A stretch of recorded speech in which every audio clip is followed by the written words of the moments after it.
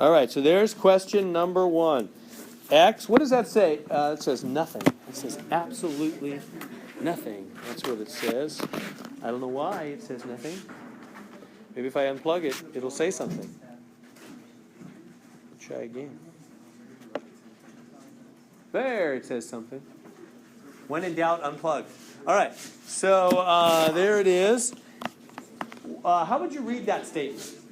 That is X what? Greater. Yeah, you guys know about the greater than, less than symbol, which way that goes and all that stuff?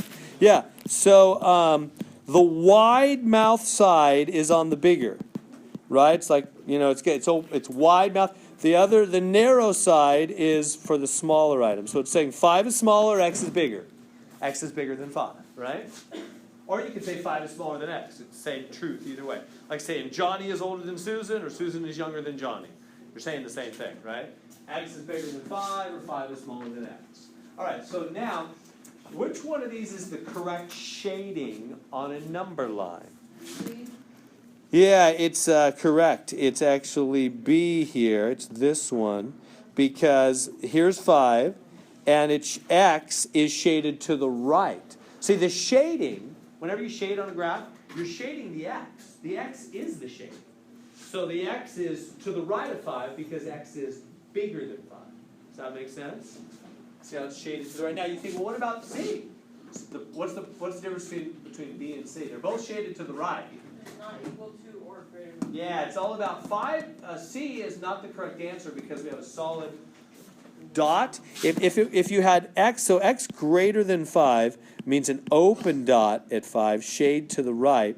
If they said X greater than or equal to 5, then it would have been a solid dot at 5, shade to the right.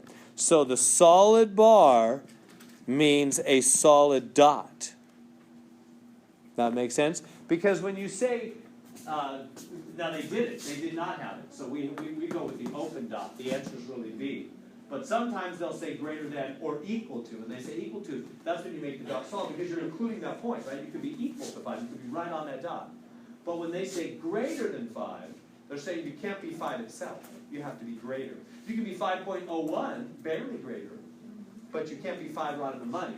So we have a hole at 5, an open dot. Does that make sense on that?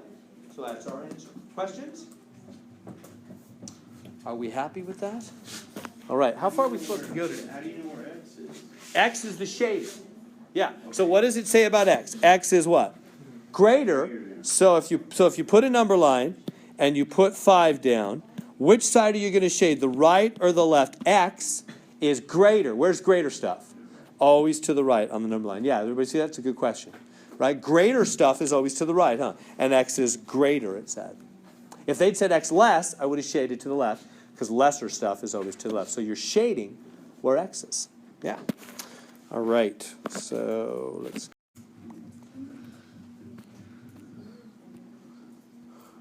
Okay, so number 4.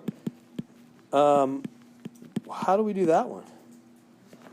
What's it saying about X? It's saying you got to put a number line.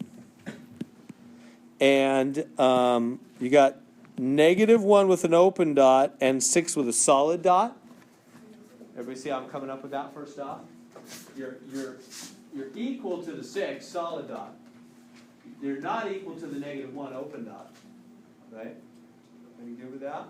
Solid bar, solid dot. No solid bar, no solid dot. Open. Right?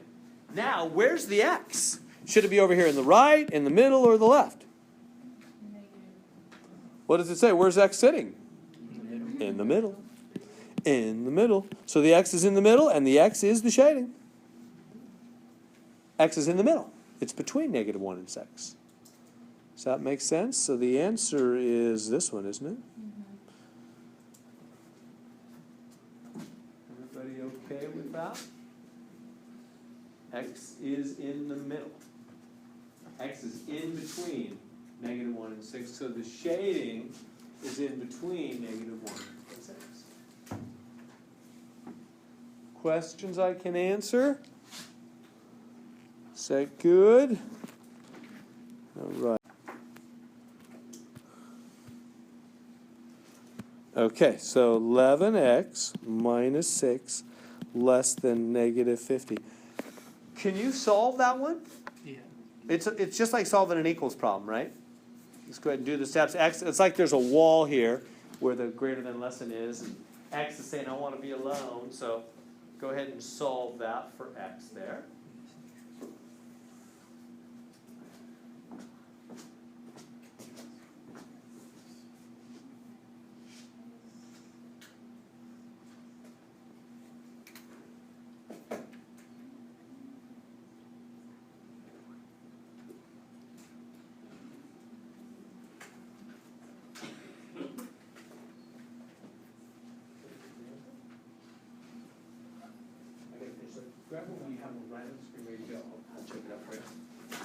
All right, so what's our first step in solving for X here? Add 6.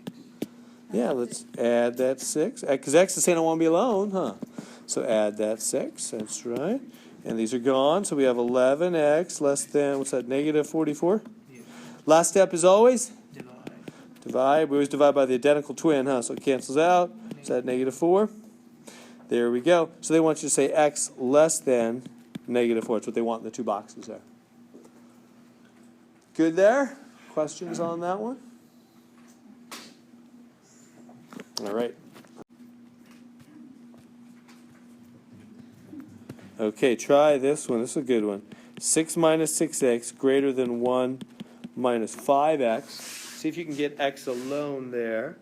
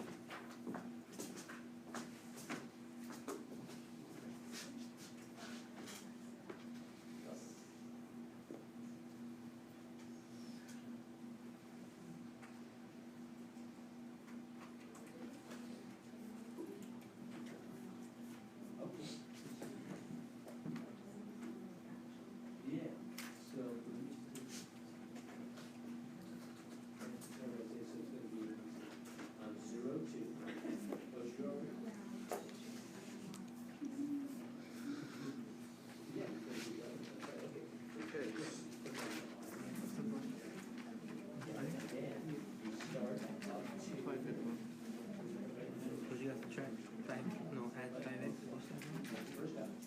I added this. Okay, the other way. So the x is positive. That's why I did it. So you have to divide by negative.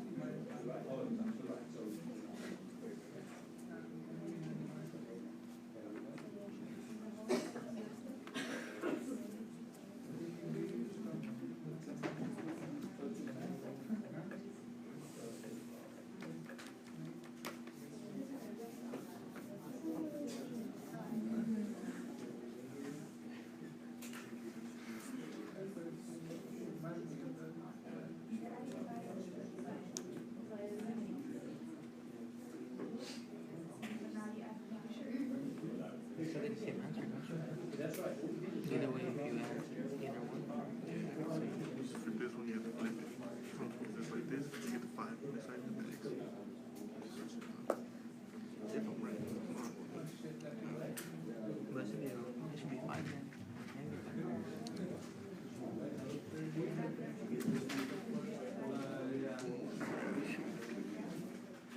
subtract the 6 from the positive 1 with a 1, negative 1. Either way, you get 5.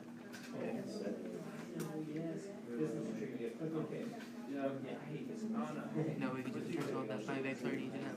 So, Okay, then you gotta divide the negative. The way you did it, divide the negative from the x. So turn that negative 5.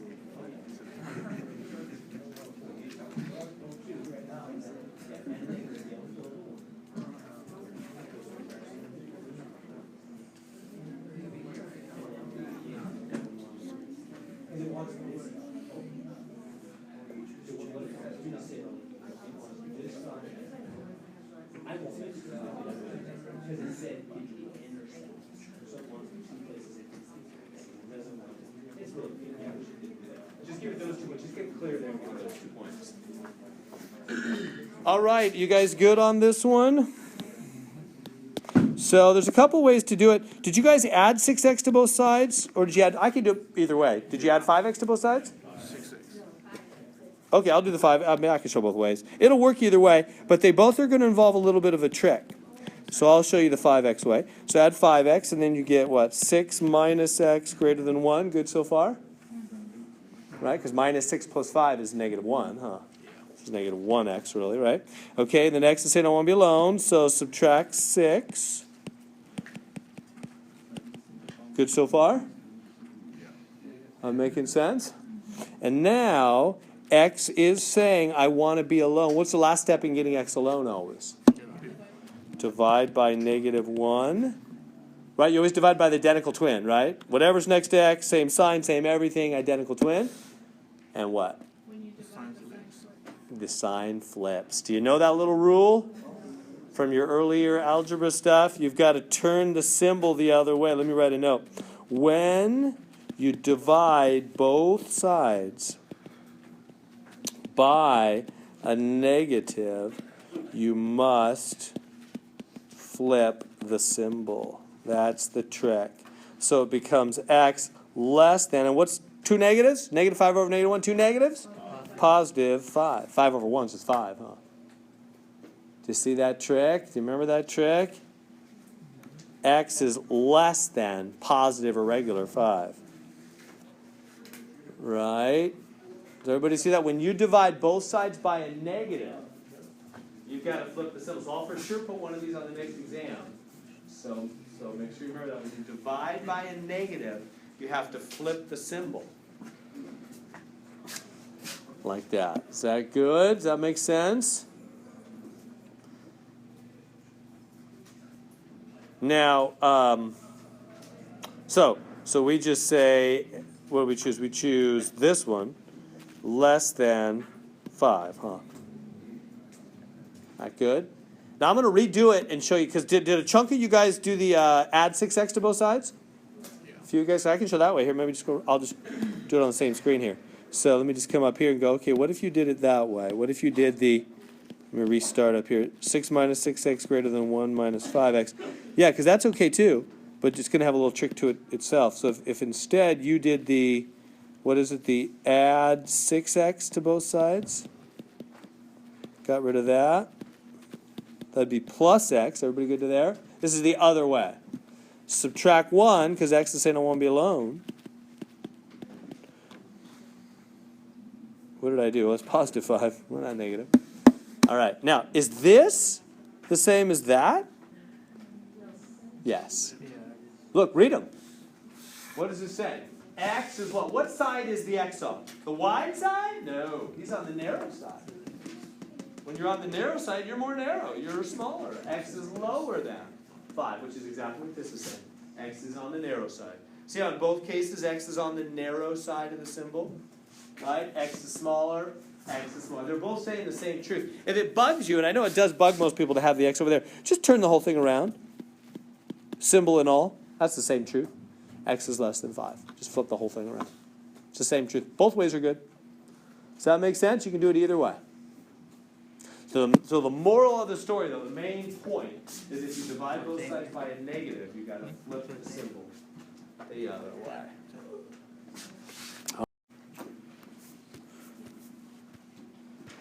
Okay, so try this one. So 17 minus 3y minus 3y less than 53. Try that one. We go all the way to 1 o'clock, right? Yeah. 1 o'clock, No, right? today we get out early at 12:30. We do? Yeah, Wow, it's like a special day. maybe.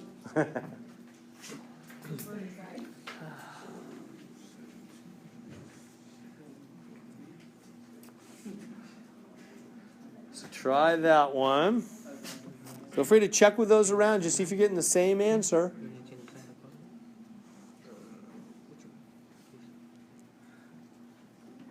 you combine it.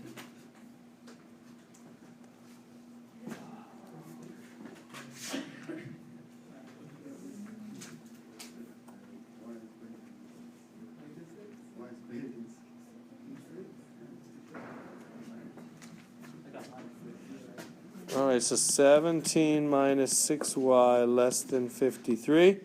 Right, I just combine these, right? Minus 3y, right? If the football team loses 3 yards and loses 3 yards, they lost 6, right? Minus 3 is minus 6. Okay, now y saying I want to be alone. So what do? Get rid of that 17, right? Subtract 17. We good? What's that? 36. So it is 36, thank you. Yeah. Okay, and last step, always in solving is? Divide, and you divide by the identical twin. Same sign, same everything, right? And when I do, divide by a negative, flip the symbol.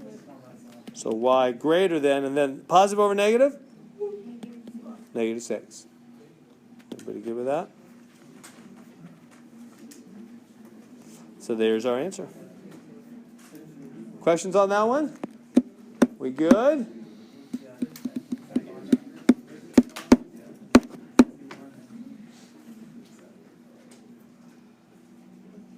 I thought I would take the negative 3y and get rid of it over on the negative opposite. That's when they're on opposite sides. On opposite, so they're together. If they're on the same side, just let them come together like terms. Yeah, good question. It's not hard, it's just long. All right, so fractions. So if the All right. number is positive, we have to switch the symbol. Say that one more time? If the number is not negative, Yeah, if you're dividing by a positive, you don't flip the symbol. okay. Yeah, but if you're dividing by a negative, only when you're dividing by a negative do you flip the symbol. If you divide by a positive, we don't flip it. Right. All right, good? All right, so what do we do about fractions? Are you getting the hang of it? I'm going to say the same thing all spring long, from now through May. Not through May, but into May. I'll continue to say the same thing. When you got fractions, get rid of them. Yeah, good. You're already catching on to my mantra. Right? Well, there is an exception. When you don't have equal signs, you can't get rid of them. But anyway, almost all the time. All the time you got fractions with equals or less or greater or whatever. I'm going to say, get them out of there. Just get them out of there. And what will get them out of there? Yeah, multiply them by the common denominator. Right? What's the LCD, or the common denominator, going to be? 42. Yep, 6 times 7, 42. You just take the two denominators, you multiply them, and you get 42. That's right. So you look at all the denominators, multiply them together, get the 42, and then you take that 42, and where does it go? Top, and don't forget the 1. A lot of people do. Everybody has to get. It's got to be equal treatment, right?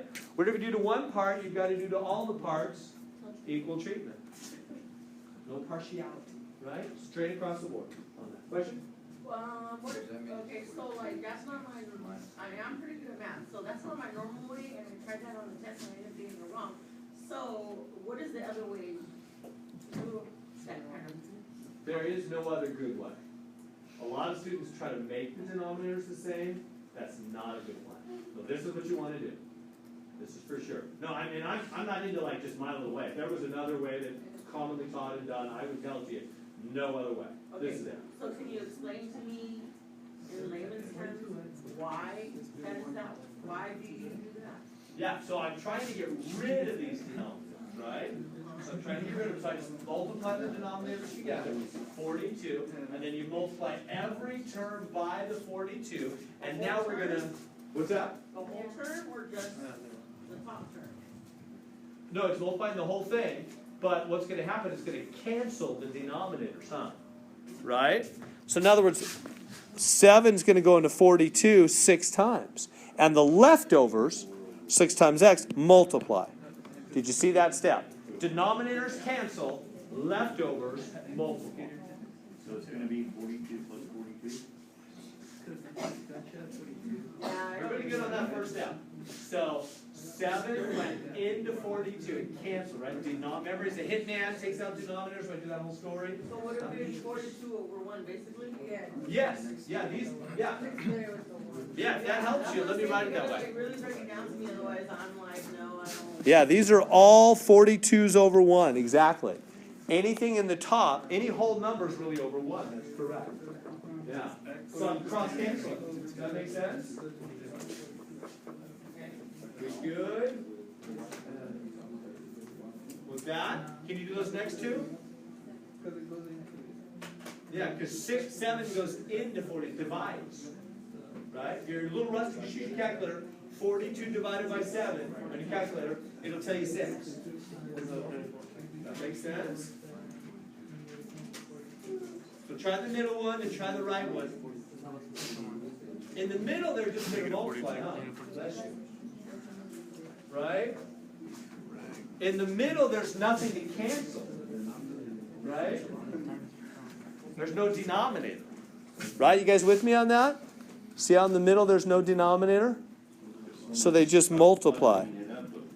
I know, that's why I don't usually put the ones on, because they just kind of make it messy. So is that good to there? And then what happened? So everybody see in the middle there was no denominator to take out. So it just multiplies. But on the right side, we're going to divide again. 42 divided by 6 on your calculator. 7. So you cancel, you take out the denominators, and the leftovers multiply. 7 times 1, 7.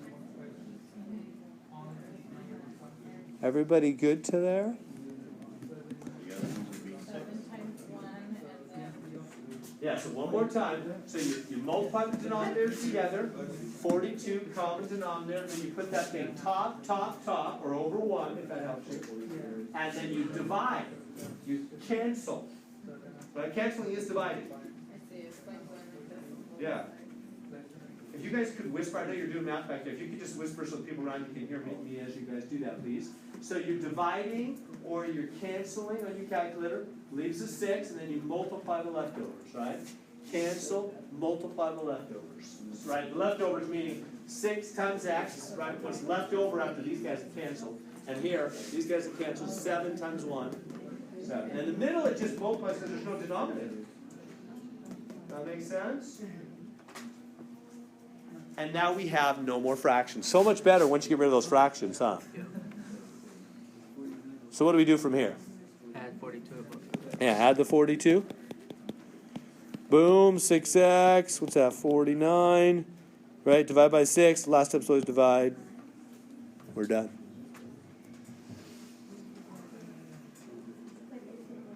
Good. I don't think that divides. It doesn't. We just stop right there. Questions on that one?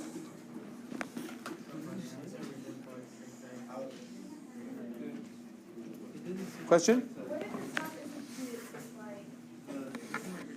What if which top? Where? Middle or the first one or the where? Okay, you know where it's 1 6? Over here to the right? Yeah. Yeah. If that was a 2, I would go 2 times 7 is 14. Okay.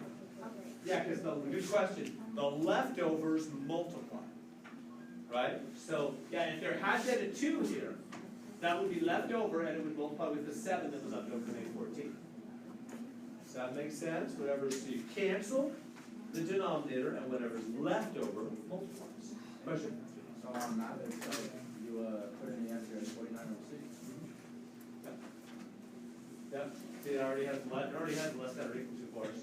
Let's type in 40. Yes, but find out the top figure, if that's your question. Yeah. This doesn't divide, it doesn't reduce.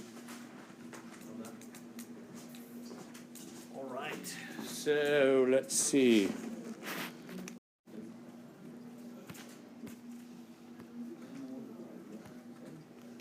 Okay, so can you all read that, what it says? A number is at least 11. They want us to use x for the number, something for the at least, and then the 11. So they want an x, they want an 11, those 3 boxes they have, you know. And then in the middle, I got to put some kind of a symbol. What symbol means at least? Yeah, do you all know it means greater than or equal to? Yeah, at least means greater than or equal to. If I say, I've got at least 3 coins in my pocket. What does that mean? If I just say to you, real life, I got at least 3 keys in my pocket.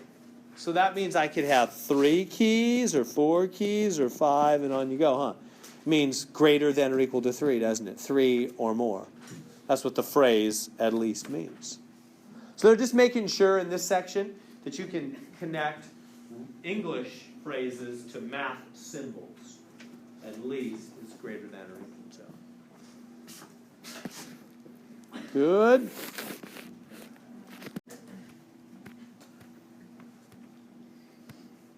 Okay, so it says average speed is between 130 and 140. So they have 130, a box, S for speed, another box, and 140. So basically, they're asking is how do we put the symbols? Go ahead and give that a try. Let me give you a second. You get more out of it than just me whipping it out, I think.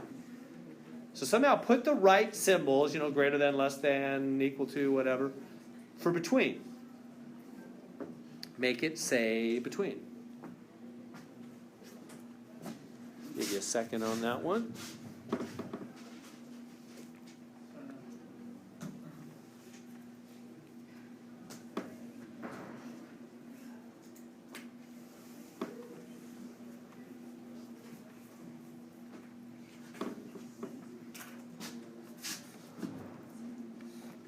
All right, what do you think? Which way do the symbols go? Equal to and greater than. They're both less than or equal to. Why?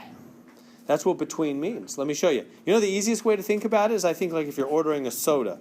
Small, medium, and large. Medium is between, right? Medium is a common way we think about being between. Do you see what that says? The small is smaller than or equal to the medium. And the medium is smaller than or equal to the large. See how that's actually true? It's less than all the way. Because you're starting from the smallest, which is smaller than the medium, and the medium is smaller than the large. Does that make sense how that's actually correct? That puts the S in the middle as the medium. Because the small is smaller than him, he's the middle, and he's smaller than the large, because he's the middle. That's what it means to be the middle. The small is smaller than you, and you're smaller than the large. That means you're in the middle. Question? So most likely it's always going to be less than or equal to when it's in between. When it's what? When it's in between. When it's in between, yeah. It'll be both less than or equal to. Yeah. On that. Yeah. Why wouldn't it be open circle? Between. Oh, you mean If you were graphing. Yeah. Well, you're right. I mean, it could be. It's really a loose. It's just an English loose sense, really. So in other words, it's just if I say to you, it's just think about common usage in the English language. What if I say to you, hey, how fast was that car going? Well, it was going between 130 and 140. Just think real life. Just real life. Put all math aside for a minute. Just be real. Right? If I say, hey, how fast is that car going? Right? What's the fastest you've ever driven? Anybody ever driven that fast? That's not a good speed to drive. At least not on the open roads. Anyway, so that car was going between 130 and 140. Now, do you mean that it could have been going 130? You do, right? You mean 130 at lowest, 140 at highest. You mean it could be equal, don't you? That's why. Because that's just what we commonly mean. When we say between 130 and 140, we mean you could be equal to 130. We would still call that between. If somebody said, hey, he was only going 130, and you said between. You go, yeah, I said between. It would be 130. Okay? It's just what we mean. So that's my answer. Why not? Because that's what we commonly mean when we say between in the English language. We mean it could be equal. So we don't want open, because that wouldn't include the equal. Math is just trying to reflect reality. Questions on that? Does that make sense? So between means both symbols are less than or equal to.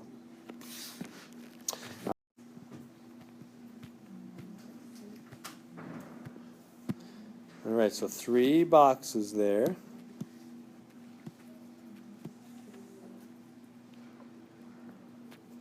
So the price is greater than or equal to 20. They want you to use X or what? Oh yeah, X, there it is. Yeah, so X is greater or equal to 20. Good? That one's easier, huh? A little more straight ahead. All right, I'm going to move on. builder notation to describe the complete solution set. Yeah, It's just a fancy way of saying solve. yeah, it is. I mean, you're right. Yeah, it's just fancy doc. Just look at the options they have there, right? I did that one, right, or one just like it. I'll come by and point it out to you. Yeah, you don't need to do anything fancy. Set builder notation just means the X and the greater than, less than stuff. That's all that means. All right, let's try this one. The amount of the acid is not to exceed. So the amount is not to exceed 700. So you got 3 boxes. Whoops. 3 boxes. Not to exceed. So they want me to use X again. So X, and you get 700 over here. So go ahead and put a symbol in the middle that you feel is true to the meaning not to exceed. No, I just changed it already. Oh, did you? Yeah. So it just, all it means is X greater than or X less than. When you use an X like that, it's just a second.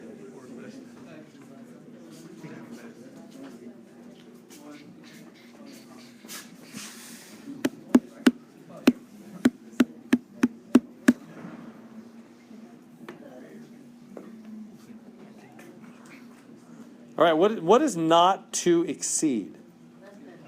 Isn't that not greater? Right? If it exceed means greater, so it's not exceeding, it's not greater, right? So what does not greater mean? If something's not greater, what is it? Less than or equal to. Don't forget the equals. It could be equal. Equals is not greater, and less is not greater. They're both not greater. It's less than or equal to, huh? Does that make sense? If it's not greater, then it's less or equals. Are we happy about these?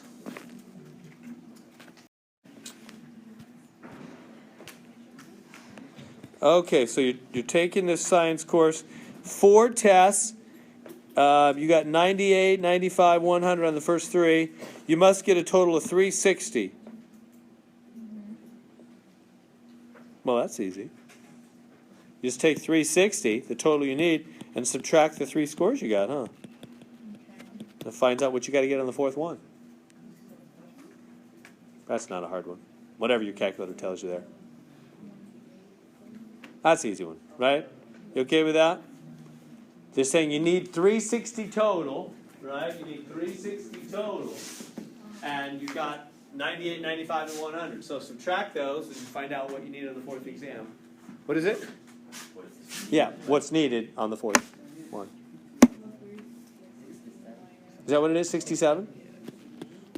Well, that's great. Just need a 67 to get an A. We good? All right, so that one's easy. Okay, so R equals negative 0.075 T plus 3.85 to predict the world record 1500 meter T years after 1930. Determine an inequality that identifies the years in which the world record will be less than 3.1 minutes. All right. Are you ready? This is the record.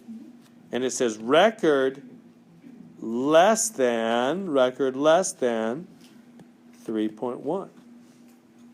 Isn't that what it says? Less than 3.1. So record less than 3.1. So all of this, which is record, less than 3.1. And then I got to solve it. Does everybody see that first step? I took that whole formula, because that whole formula is the record formula. The record less than 3.1. So now we got to solve that thing for T. We good to there so far? Everybody see the first step? Now, how do we solve for T there? Here's the wall. T's saying, I want to be alone. Here I am. I want to be alone. Get rid of all this stuff with me. Subtract the 3.85 first off. Right? We save the number right next to T for last for division. Right? First get rid of the other stuff that's added, subtracted. And so we get minus 0.075 T. It's less than some number, I don't know, negative 0.75. Last step is always divide. Divide by negative 0.075. Negative 0.075. T. What do I got to do? Flip it. Flip it. Yeah, why do I flip it? Negative. When you divide by a negative, not writing that very nicely, flip the symbol. So turn it the other way. And then, is that like 100? 10. Oh, just 10. Okay. Calculator. Two negatives make positive, right? Positive 10. So t is greater than 10.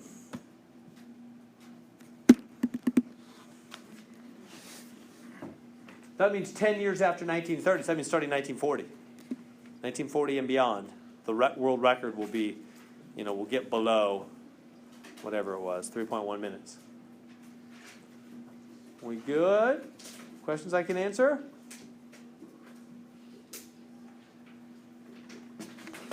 All right, I'm going to move.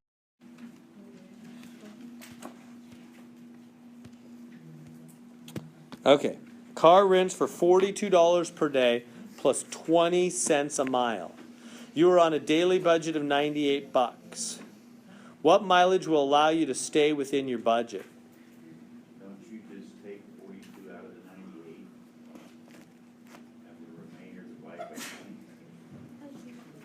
I think so. Got to divide by 0.20. Yeah. 20 cents, yeah. Yeah, does everybody see that? That's correct. We could just do it that way. That'd be the easiest thing to do. Yes, everybody, let me get, maybe you haven't had a chance to digest the question. Right? The car is $42 per day plus 20 cents per mile. Daily budget of $98. So, what kind of mileage can you do to stay within your budget? So if you can spend $98 a day, and it's $42 just to rent the car, why don't we just subtract, huh? That's what James was saying. He's right on, huh? Right? So we just say, okay, yeah, just take the 98, subtract the 42. What does that leave me? 56. 56 for mileage, right? We've already paid the 42 for just to have the car. And then $56 can be used for mileage, and it's 20 cents every mile you drive. So how do you figure out how many miles you can go? Got it. Divide that by 0.20, right? Because it's got to do 20 cents.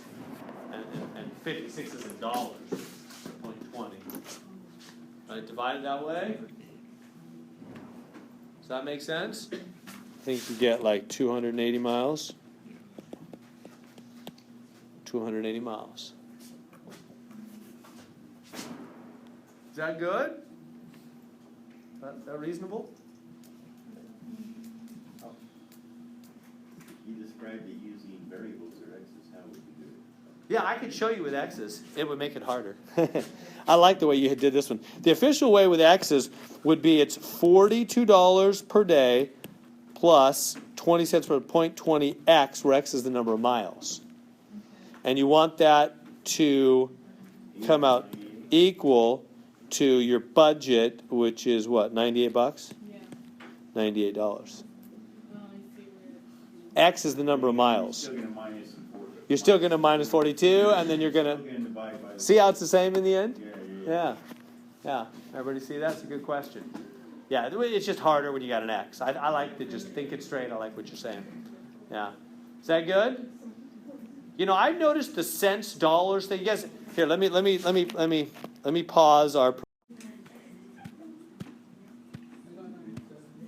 Okay, so this one's kind of a weird one. Let me just guide you through it. Financial aid, she's got to have student said her tuition must not exceed $1,000. Her college charges 55 registration, $250 per course. Was the greatest number of courses? Yeah, I wouldn't do any fancy X thing on this one. I would just add them up until you got it. Yeah, I would. We'll call that the James method. We'll just it's just a $55 registration, right? James, how would you do that? You would start with the 55. Can I deduct the 55 from the 1,000? Yeah, we can do it that way. Let's do that. Divide by 250? That's one good way. So you can take the $1,000 maximum, right? That's the most you can have. Subtract the 55 registration fee. What's that? $945, right? And then it's $250 a course. Yeah. So divide by 250 to see how many courses. Isn't it 3 point something? Yeah, but you can only get 3 because Exactly. per course. 3 point. Somebody got it? What is it? 78. Yeah. And so really that means you can only have 3 courses because you can't take part of a class. Although I've had students try that. I'm just joking around. Just come 3 out of 5 days a week, and Can I have a refund? I was only here half the time. 3 courses, right? Does that make sense on that? Not easy enough. Or you could have just done it by adding, right? You could have just taken the 255 and just added 250. How many times can you add 250 and not go over 5,000, right? It would be only 3 times, 805 or something. Anyway, three courses. If that's another way, right? Just keep adding courses until you go over 1,000. All right, that one's easy. Number 10. All right, so length is 16. What width will make the perimeter greater than 78? Okay, yeah. They're talking perimeter. Do you guys happen to remember the perimeter formula for a rectangle? Anybody remember that one? Rectangle is like this kind of a shape, right? It's got a width, the length. 2W, 2L? Yeah, 2L, either order. You can put W first. Yeah, two of each, huh? Because that's like all the way around a rectangle, length, and width to go all the way around, huh? Yeah. 2 L's and 2 W's. That's a good place to start, just with that perimeter formula. And they're saying what width will make the perimeter greater than 78? So you want this thing to be greater than 78. Does that make sense? So you want 2L plus 2W greater than 78. They're saying. Now, and then they tell me the length is 16. So they give me that straight for L. I can just pop that right in for the length. Like that. 32 plus 2W greater than 78. Exactly. Is everybody good to this point? Is this making sense what I'm doing? Take 32 away from 78, right? Totally. Yeah, you're thinking right. And then divide it by the 2. And then divide by the 2. So we all good though with the process up there? I'll finish it, but everybody see what I did? So I just wrote the perimeter formula, greater than 78, and then I plugged in the L they gave me of 16. So yeah, now we just solve for W, right? So we just say, yes, subtract that 32 from both sides. It's gone, so 2W greater, what is that, 46? Last step is always divide by the 2, width is greater than 23. So width is greater than 23. So there's the answer in the box. Yeah, so they said perimeter greater than 78. So I wrote the perimeter formula greater than 78. And then so I had this formula here, perimeter greater than 78. And then they told me L is 16. So I just popped an L in, popped the 16 in for L. And then multiply that, 2 times 16 is 32. So I was to there. Then I just solve for W like we always do. Other questions on that one? All right. Always a little tricky. Okay, so most insurance companies will replace a vehicle anytime an estimated repair exceeds 80% of the Blue Book value. So that's called totaling your car, when they replace it because it's too much. So if the repair exceeds 80% of the value, let me just write that phrase down. They replace. That's called totaling your car. They replace if the repair exceeds 80% of the value. Notice they don't want to fix it if it costs as much to fix it, almost as much as the whole thing's even worth, right? If the amount to fix it is 80% or more, yeah, they'll just give you a salvage title. That's what that's called. And they'll say, look, we're not fixing it. We'll just give you the money to buy a new one. It's just not worth it to fix it. All right. So how do we solve this problem? It says Michelle's insurance company paid $8,800 for repairs. So they did fix it. It was not totaled. Right? If they repaired it, that means it wasn't totaled. Totaled means they're not going to repair it. They're just going to give you a check. You go buy a new one. So, or a used one or a different one. Anyway, so what can be concluded about the Blue Book value of her car? What do we know for sure? If they spent $8,800, if they were willing to spend $8,800, for example, we know her car couldn't have been worth only $7,000. Or they wouldn't have spent $8,800 to fix it. Yeah, it must be an expensive car. Her car must be worth quite a bit, or they wouldn't be willing to spend $8,800 to fix it, right? We'll get the particulars in a minute, but you get just that kind of the general feel of what's going on, right? We're going to nail down the particular details in a second, but again, her car could not. It must be worth more than $8,800, right? If her car was exactly worth $8,800, they would not have spent $8,800 to fix it. They would have said no, just buy a new one.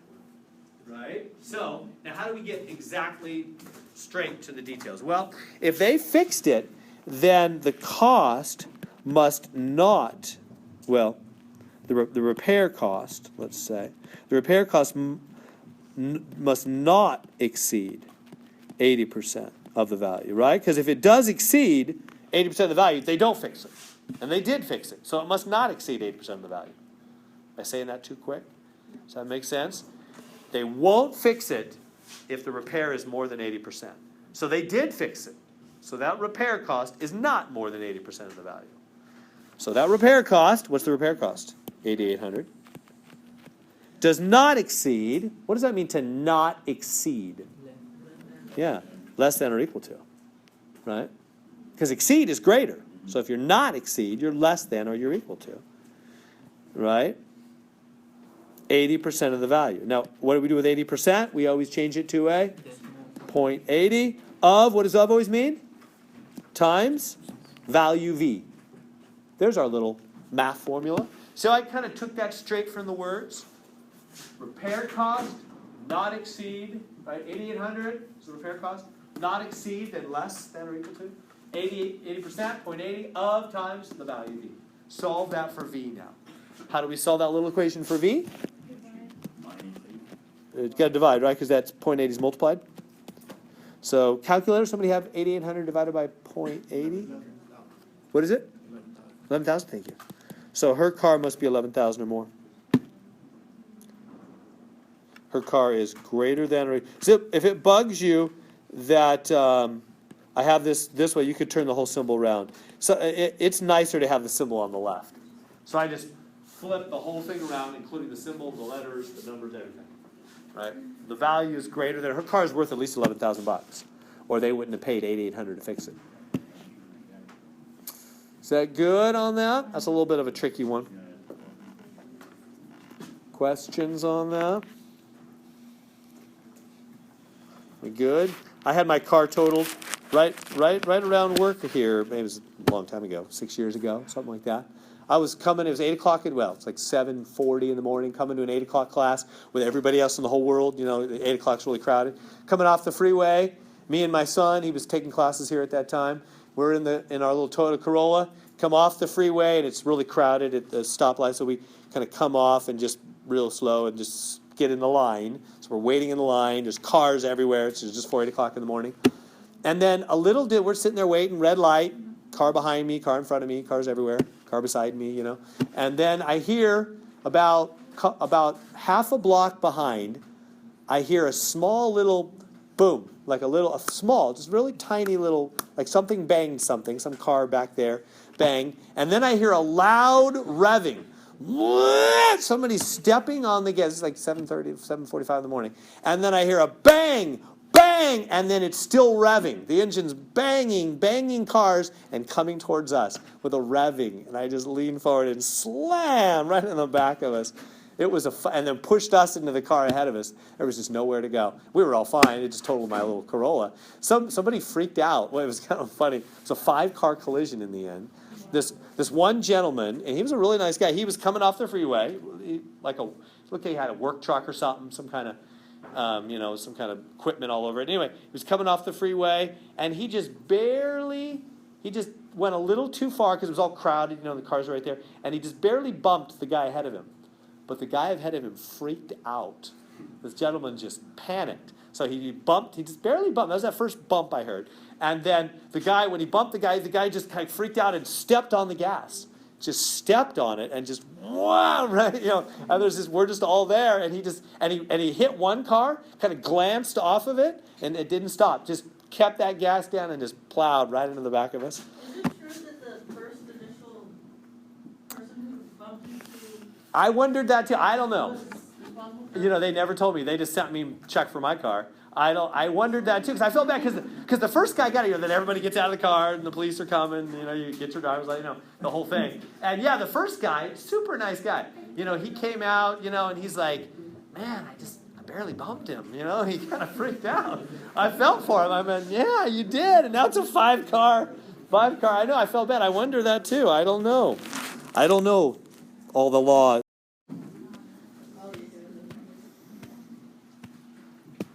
All right, so the animal weighs 73 and 2 pounds per day.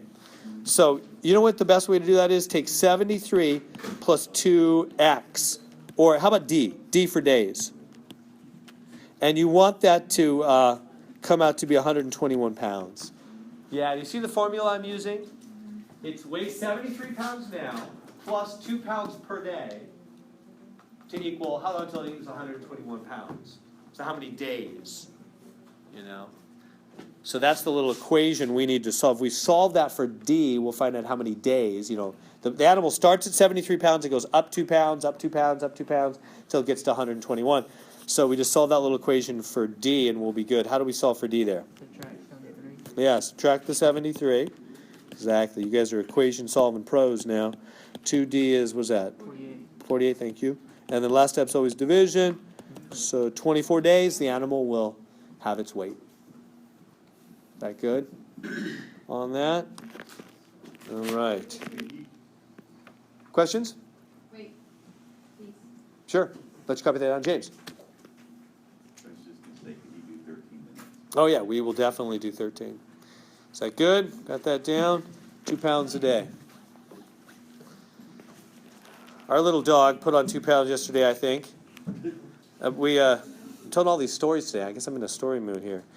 So I fed the dogs, and then my daughter got home from church before me, and she thought Dad must not have fed the dogs, so she fed the dogs.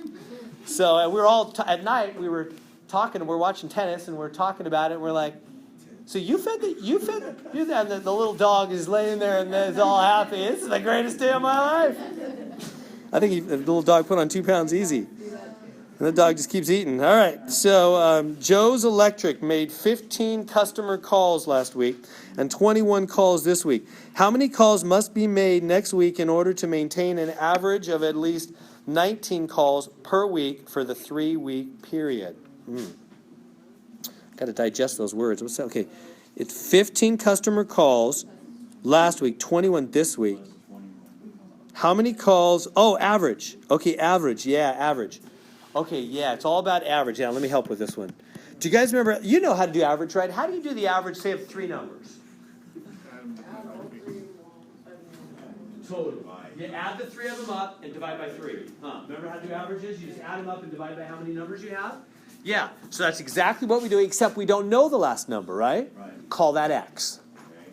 Does that make sense? So we'll say, what is it, 15 plus 21 plus X, the one we don't know. Yeah. Divide all that by 3, because that's how you do an average, right? And you want that to equal what? 19. That's the little formula, which we're going to have to solve in it. It's going to be a little tricky, but are you good to there so far? Does that make sense, the first step? Right? You add the 3 up. We don't know the third one.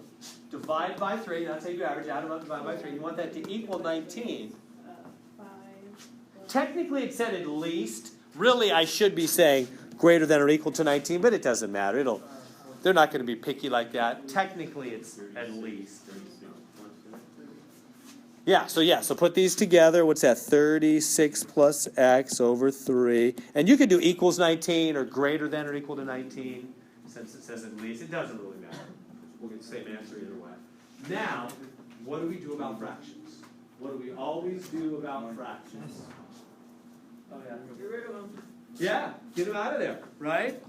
So let me let you do the next step. I think it's better than me just whipping it out. Go ahead and do the next step. You want to get rid of that 3, right? Want to get rid of that denominator? So get rid of that denominator, that 3. Get it out of there.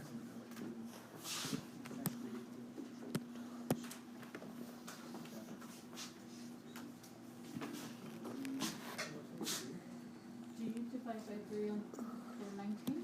So we, at both sides, multiply by 3. It's really 3 over 1, if that helps you. Does that make sense? That's what we always do, right? That's the hitman, I call it. Take out the denominator, right?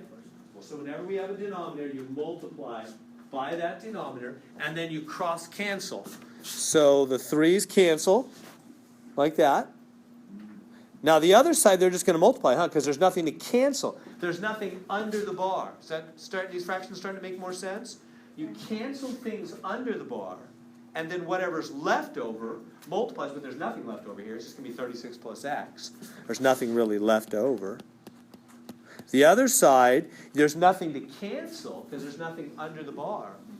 So you just go ahead and multiply. Is it 57? And we got rid of the fraction. No more fractions. Now we just subtract the 36. Everybody see that fraction step though? Is that okay? So whenever you have something under the bar again, you multiply by that number over 1. That number over 1. And cancel, right? That's what I'm saying. It takes them out. Takes them out.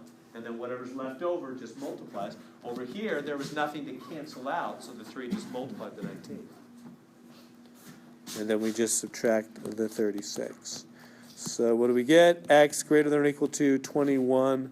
So, 21 is what the person needs to do, at least 21 calls to meet their average.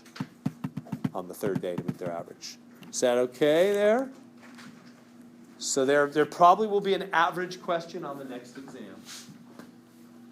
I don't know, but it was fantastic. So whatever it is. Math Excel's happy, huh? All right. All right, we have one more section to go. So, right, it's x then y, huh? Yeah, so yeah, that's right on. Negative 2, 3 means x. The first one's x, the second one's y. This is the x-axis, this is the y. If, we're going to start from the ground floor here. We're not assuming you have any experience with graphing. We'll just start from the ground floor, even though I know most of you have done some of this before. Let's start from the beginning. So this is the x-axis, this is the y-axis. So the first number is always x, second's always y. They always go alphabetical. Okay? So that means the first number is a sideways movement, and the second number is an up-down movement. Right? So that means back to, from the middle. I mean, we start in the middle, right? Starting in the middle, back to, up 3 is where they want me to go. So starting in the middle, back to 1, 2, up 3, 1, 2, 3. There's my dot. Does that make sense? Back 2, up 3. So right here, we can do that right there. There's the dot. Back 2, up 3. Does that make sense? Let me do it different. What if they gave me 3? What if I switched them? Can you guys find that point? Find 3, negative 2. You go to the right, go down. Yeah, so try that one real quick on the graph. Just do a little graph on your own paper there and see if you can find where is the dot 3, negative 2. It's always x first, then y. So start from the middle and go right 3. 1, 2, 3, down 2. Right there, huh? There is the dot 3, negative 2. Does that make sense? So first number is over, positive right, negative left. Second number is up or down, positive up, negative down. So it's over, then up, down on that. All right, so let's...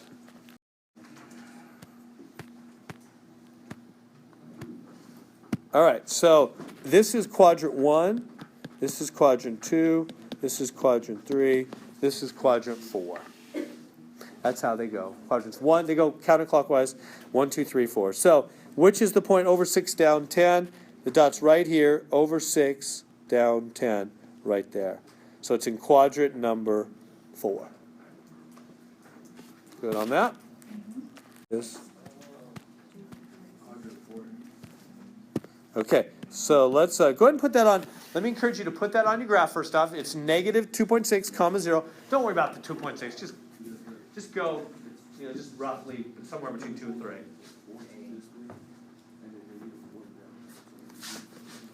So negative 2.60. So this is x, this is y. Here's the x-axis, the y.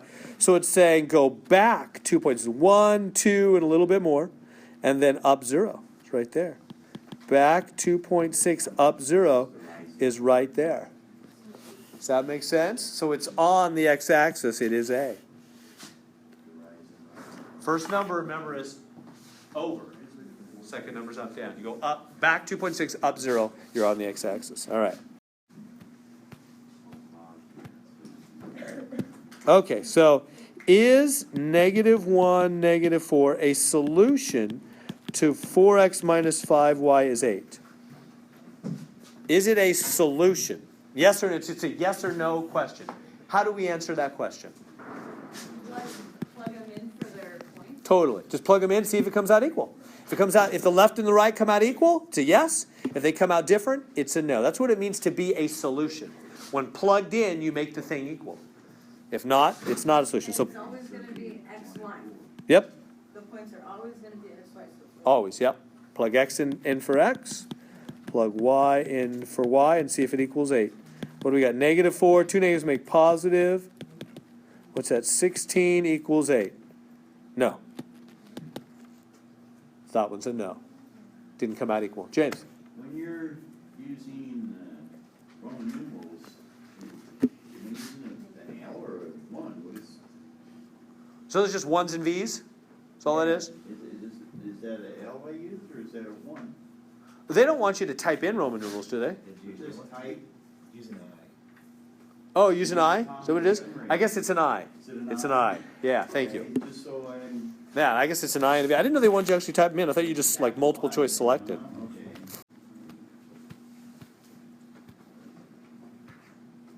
Okay, so y equals a half x plus 4.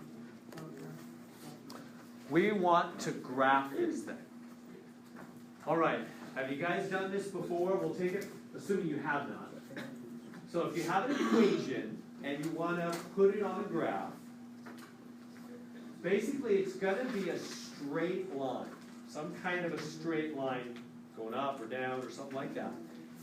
And the way you find a straight line is you need 2 dots. You need 2 dots on that line. So I'm going to find my 2 dots the following way. This is my starting dot. You start with this one. Positive is up in the middle. Negative is down in the middle. So it's positive 4. So that means you go up 4 right in the middle, right there. Everybody good with that? There's my first dot. I went up 1, 2, 3, 4. Right there. So that's my first dot. Everybody good so far? So I've got my first dot. If that had been a minus 4, I would have went down to minus 4. But it's always on the middle. It's not right or left, in other words. It's always right on the middle line. Whatever number's out here. Right on the middle line. So that's your first dot. Now we're halfway there. We just need one more dot, and then we'll connect the 2 dots and have a line. How do I find my second dot? I bet some of you already know. What do you do? Is that rise over? Rise over run, exactly. Good. Yeah, this is rise, and this is run. The numbers, the fraction, So you're going to go in front up of 1 x. and over 2. Exactly. From this dot. From that dot. From this dot, go up 1 and over 2. Exactly. Whatever that fraction is in front of x, that's your slope. That's your rise over your run. Yeah, up 1, rise, up 1, over 2. So let's, from the, not from the middle anymore, but from your first dot. So up 1 over 2, right there and right there. So there's our 2 dots.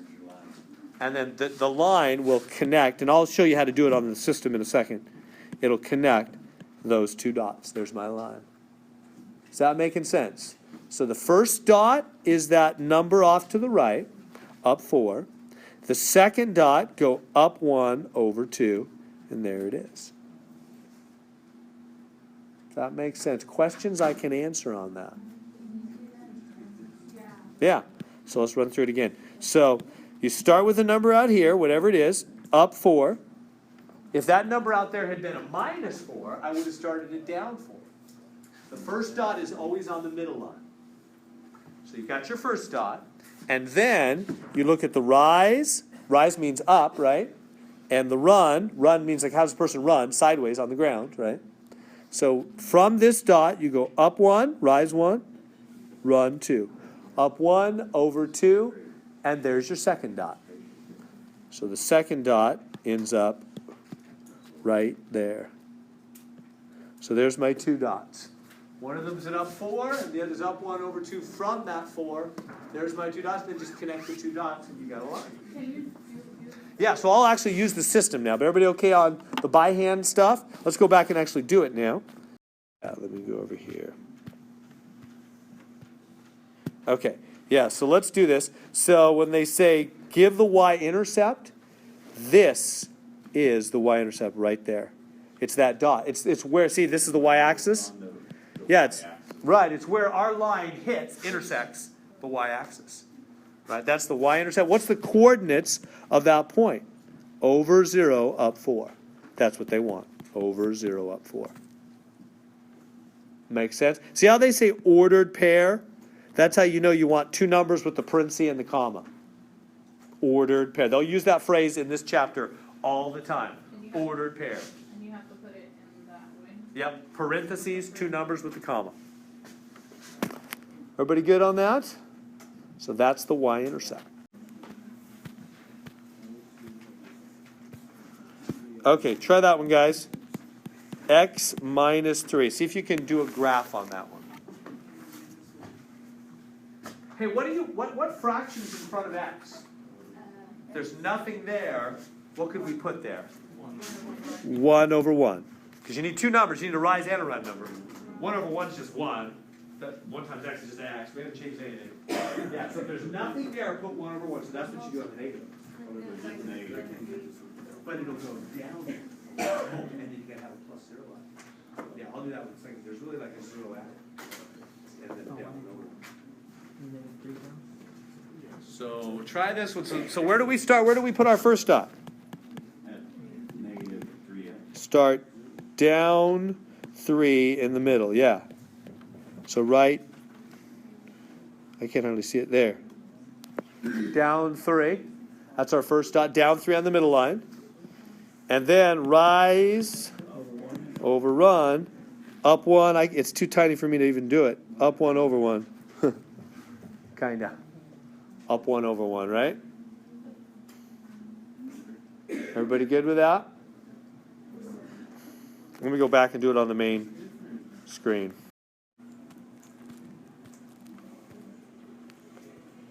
So number 11. Try that one, guys. Minus 2/3 x minus 1.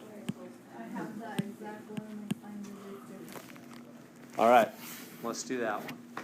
10 minutes. We can finish these. All right. So where's our first dot? Yeah, start down 1 in the middle. Boom, right there. Down 1 in the middle. Oh, is that 2? These go by 2s, it looks like, huh? Oh, they're tricking us. Yeah, you see how the marks are going by 2s? Right? 2, 4, 6, 8, 10, 12. These are going by 2s. So to go down by 1, I have to do a half up, like that. Half a unit. You can click that to enlarge the graph. Yeah. It says so. Yeah. I'm on, I just pasted it, so this is actually just an image. But yeah, when you're doing Math Excel, feel free to enlarge it, see what you need to see there. Put it down 1. Good. Now, where do I go to get my second dot?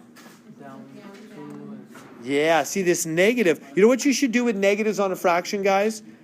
Just put that negative right on the top. That would be the easiest thing. Put the negative right on the top. That's what I would always do. I was gonna say, when you have a negative, you can either go down 3 over 2. Yeah, you could do either. Yeah. Yeah, but you can't do both, because that'll mess you up. Either put the negative on the top or the bottom only, but not both, because we know two negatives would be positive. Yeah, good. I just throw it on the top. I just always put the negative on the top. And so what will that mean about my movement? Down 2. And that way I'm always going to the right. That just makes it easy for me. I just go down 2, right 3. So go down 2. But remember, the marks are going by 2's here. So down 2 would actually be down like that. Over 3 is a mark and a half. It's like that. Down 2 over 3. You got to count the marks. I better go on. So so down 2 over 3. Oh, I went left. Why did I go left? I better do the right thing. Let me try again. So down 1, let me try again. Down 2 over 3 should be that way, huh? The line's going to go like that. I went the wrong way. Down 2, right 3. Always going to the right. Down 2, right 3. All right. Let me make sure I... So let's do that. Let's get y alone, and then everything's the same from there. So we've got 2y plus 5x is minus 2. Here's the equation. Can you do the work to get y alone there? Because you got to get y alone. This whole rise and run stuff that we're doing, it only works if y's alone. So you got to get the y alone first. So there's only 2 of these. This is what we'll do a ton of on Wednesday. Yeah, so what's the first step to get y alone? Y's over here saying, I want to be alone. Subtract. No, we save the number right next to y for last for division. Remember, the number right next to the letter is always the last thing we do by division. First, do the adding, subtracting, right? Subtract 5x from both sides. Good to there. Now, what happens? Can I subtract minus 2 minus 5x? No, they're unlike. So what do? You just put them next to each other, but they cannot interact in any way. And we usually put the x first. It's a good habit. You don't have to, but it's how you're going to see it all the time. It'd be easier for you. Does that make sense what I did? I just subtracted 5x from both sides. Now, what's the last step in getting anything alone? It's divide, right? Divide by whatever's next to y, identical twin. And then I would suggest you divide them both separately. That'll be easier. So divide all 3 of them by 2. What's going to happen? Negative 5 over 2. What is 2 divided by 2? 1. Yeah, right. Is that good?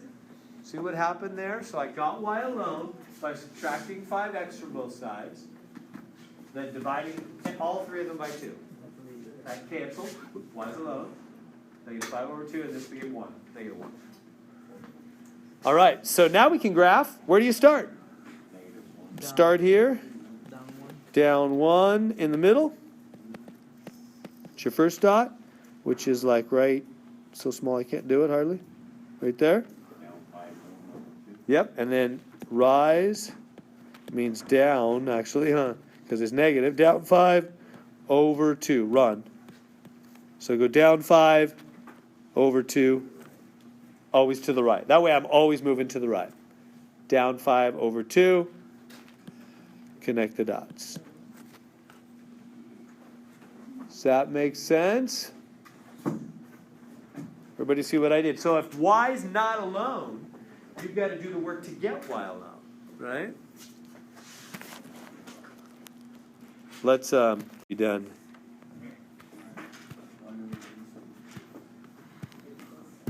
All right, so y equals negative x. That one's missing all of its numbers and stuff. How are you going to graph that one? Y's already alone. I don't have to do any getting y alone. Y's already alone. M equals negative 1.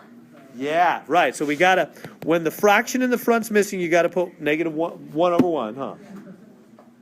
Good to there. But what's the number at the back? I need a number at the back to start me off. It's normally adding something. 0 for the y-intercept. 0. Then you can go. Yes. Yeah, so you put a 0 back here because adding 0 doesn't change anything. And you put a 1 over 1 there. Does that make sense? This number, if he's missing, is 0 because adding 0 changes nothing. And this is 1 over 1 because that's just 1 and 1 So you times go x down is x. 1 over 1. Yeah. So you start, so graphing, you start In the middle. In the middle. Yeah, because that's the origin. And then you go rise over run. So down 1 over 1. So down 1 over 1, connect the dots. Good. Let's try one more. Make sure everybody can hear my voice. Let's finish this last one with our last moments. All right, so we have n equals 0.733 t plus 8.398. Number 14. So t is the number of years since 71. Predict the number of gallons in 82. All right. Do you see what they're saying about the time factor there? It's saying t is the number of years since 1971. Right? Let t be years after 71. So, It's gonna be 11. yeah, 1982, if you subtract 1971, that's 11 years. That's 11 years later, isn't it? So 0.733 times 11. Exactly. So take that 11, plug it in for t. 0.733 times 11 plus 8.398. And whatever that comes out to be in your calculator. Does that make sense? You've got to change the t because they're saying it's years after 71. So 1982, you got to subtract 71, it's 11, and then plug in 11 for t to the formula, and then hit the buttons on your calculator. And that'll give you a value, and they want you to round it, and you can do the rest from there quite easily, I think. Questions on that one? Is that okay? Are we good? So,